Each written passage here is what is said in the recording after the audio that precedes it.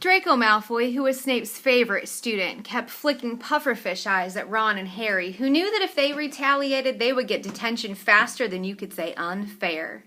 Harry's swelling solution was far too runny, but he had his mind on more important things. He was waiting for Hermione's signal, and he hardly listened as Snape paused to sneer at his watery potion.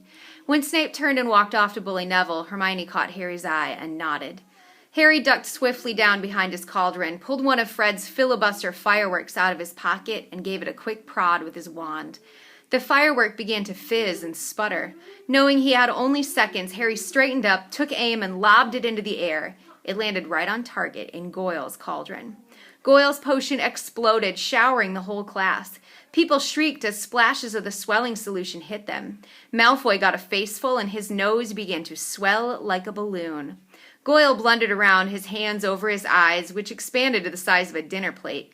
Snape was trying to restore calm and find out what had happened. Through the confusion, Harry saw Hermione slip quietly into Snape's office. "Silence! Silence!" Snape roared. "Anyone who has been splashed, come here for a deflating draft. When I find out who did this." Harry tried not to laugh as he watched Malfoy hurry forward, his head drooping with the weight of a nose like a small melon. As half the class lumbered up to Snape's desk, some weighted down with arms like clubs, others unable to talk through gigantic puffed-up lips, Harry saw Hermione slide back into the dungeon, the front of her robes bulging. When everyone had taken a swig of antidote and the various swellings had subsided, Snape swept over to Goyle's cauldron and scooped out the twisted black remains of the firework. There was a sudden hush. "If I ever find out who threw this," Snape whispered, "I shall make sure that person is expelled." Harry arranged his face into what he hoped was a puzzled expression. Snape was looking right at him, and the bell that rang 10 minutes later could not have been more welcome.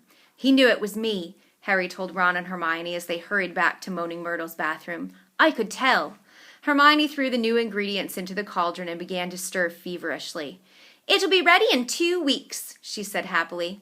"Snape can't prove it was you," said Ron reassuringly to Harry. "What can he do?" "Knowing Snape, something foul," said Harry, as the potion frothed and bubbled. That's the end of today's reading. Hopefully you were following along and maybe you noticed some of those similes that we've been talking about lately. If not, I recommend going back through and glancing at them because there were some good ones in there. See you all tomorrow!